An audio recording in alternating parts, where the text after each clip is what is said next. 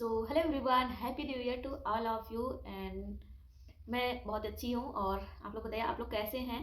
और ये video shoot करने का एक मेरा मोटिव यही था कि आप लोगों के बहुत सारे डाउट्स आए हुए थे, तो मुझे लगा उसको शेयर कर देना चाहिए इस वीडियो में। और न्यू ईयर भी आप सभी को विश कर देती हूँ मैं। सो इसीलिए मैंने ये लॉन्ग वीडियो बनाई है। और अभी जब मैं शूट कर रही हूँ ये वीडियो, तो अभी 31 दिसंबर है आज। वीडियो कल अपलोड करेंगे तो एक हो जाएगा। सो इस तरह से तो मेरा नाम है गीता और मैं टीचर हूँ बिहार में, पीआरटी में। और अभी मैं गया जिले में पोस्टेड हूँ, क्योंकि इसमें भी बहुत सारे लोगों के कमेंट्स आते रहते हैं। तो ये तो मैंने बता दिया। एंड आपके बहुत सारे डाउट्स ये भी थे कि सीसीएल के बारे में, तो उसको भी मैं दो चार कमेंट्स आए हैं उसको लूँगी।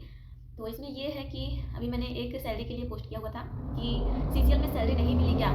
तो जो है मेरा सीसीएल हुआ था 3 महीने का, उसमें मुझे हर महीने सैलरी मिली हुई है। और अब कोई भी लीव हो उसमें सैलरी मिलती ही है, जैसे मैटरनिटी लीव हो गया या फिर सीएल ईएल कुछ भी होता है।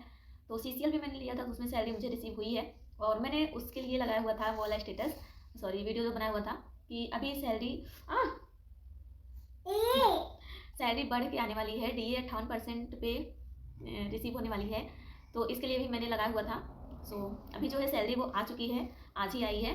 तो पुरानी ही सैलरी आई है, नई सैलरी बढ़ के नहीं आई। मुझे लगा सैलरी इंक्रीज होके आएगी, तो ऐसा कुछ भी नहीं हुआ, सैलरी बढ़ के नहीं आई है।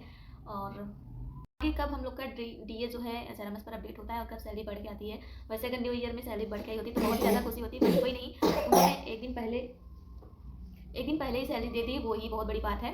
और एक और कमेंट था कि अगर सैलरी बढ़ के आती है 58% डीए पे तो कितनी सैलरी आती। तो मैं पीआरटी में हूँ, तो पीआरटी का मैं बता दूँ तो मेरे 40 कंप्लीट आते, बट अभी 40 नहीं आ रहे हैं। सो ये है।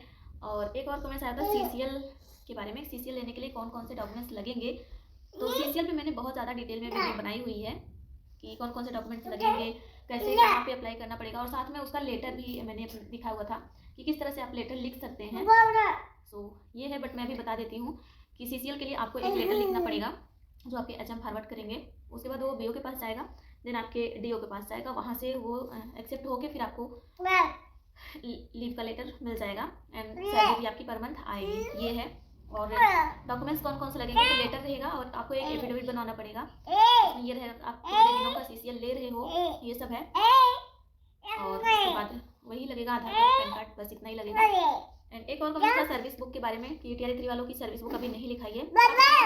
रुक बेटा, तो आप अपने बीआरसी में पता करिए, अगर वहाँ पे लिखा रहा होगा तो आप वहाँ से लिखवा लीजिए, क्योंकि बीआरसी में ही सर्विस बुक लिखवाई जाती है। तो मैं टीआरई 1 की हूँ, तो मेरा सर्विस बुक अभी लिखा गया है और एक बारी तो पूरा अपडेट भी हो गया है। जो मैंने सीसीएल वगैरह लिया था सब कुछ उस पर अपडेट है पूरा।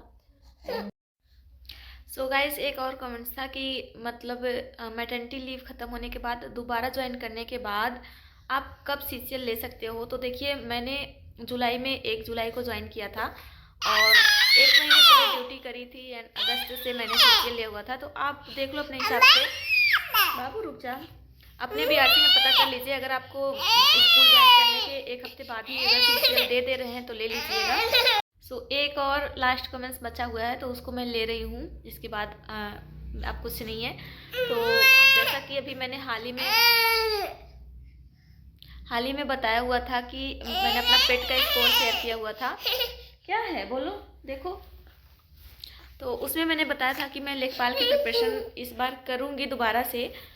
और उसमें किसी ने पूछा हुआ है कि लेखपाल के लिए आप किसका बैच ले रहे हो। तो देखिए, जिस तरह से ये मेरा बच्चा है और स्कूल है, तो उसके लिए मैं कोई बैच लेना प्रेफर नहीं कर रही हूँ। बट हालांकि मैंने देखा कई सारे यूट्यूबर्स के सबके अपने अपने बैच सब लोग बेच रहे हैं, बट मुझे एक सस्ता सा मिला। पिछली बार भी मैंने उनका लिया हुआ था एग्ज़ामपुर का, जो 100 रुपये में है, 99 का। तो मैंने उनका परचेज़ कर लिया है, क्योंकि मुझे नहीं लगता कि मैं बहुत ज़्यादा किताबों को टाइम दे पाऊँगी इसकी वजह से। तो जब भी मुझे टाइम मिलेगा तो मैं वो बैच खोल के देख लिया करूँगी, या फिर मुझे कोई टॉपिक अगर समझ में नहीं आया तो मैं उसको देख लिया करूँगी। और मैंने 100 रुपये इन्वेस्ट कर दिया, क्योंकि 100 रुपये का मतलब आजकल कुछ भी नहीं होता है, उतना ज़्यादा उसका महत्व भी नहीं है अगर एक तरह से देखा जाए तो। वैसे 100 रुपये का बहुत महत्व है, बट पढ़ाई के कंपेरिजन में अगर देखा जाए तो 100 रुपये कुछ भी नहीं है। सो इसलिए मैंने वो 99 का परचेज़ कर लिया है। आप लोग देख लो, अगर आपको लेना है तो किसका आपको टीचर्स पढ़ाने का तरीका बढ़िया लगता है। वैसे सारे टीचर जो है वही सिलेबस कंप्लीट कराएंगे, उन्हीं बुक्स से कराएंगे। और यूट्यूब पे तो बहुत सारी फ्री क्लासेस तो मिलेंगी ही मिलेंगी। वैसे हम लोग के पास बुक्स वगैरह तो रहती ही रहती हैं। सो इसके लिए तो आप लोग देख लो आपको किसका बैच लेना है या फिर नहीं लेना है, सेल्फ स्टडी करना है। वैसे मैंने पिछली बार भी एग्जाम्पुल का ही लिया था, एंड उसके बाद टेक्स्ट बुक पे मैंने दिया हुआ था, मॉक टेस्ट दिया हुआ था सब बहुत सारा। और इस तरह से है मेरा। तो फिर मिलेंगे एक नई अपडेट के साथ। अब देखिए ये मुझे कैसे परेशान कर रहा है, ये सोएगा अब।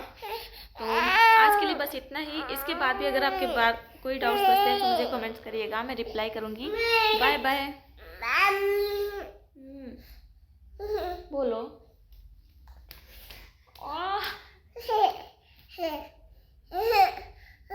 मम्मा को कौन मारता है, बोलो। का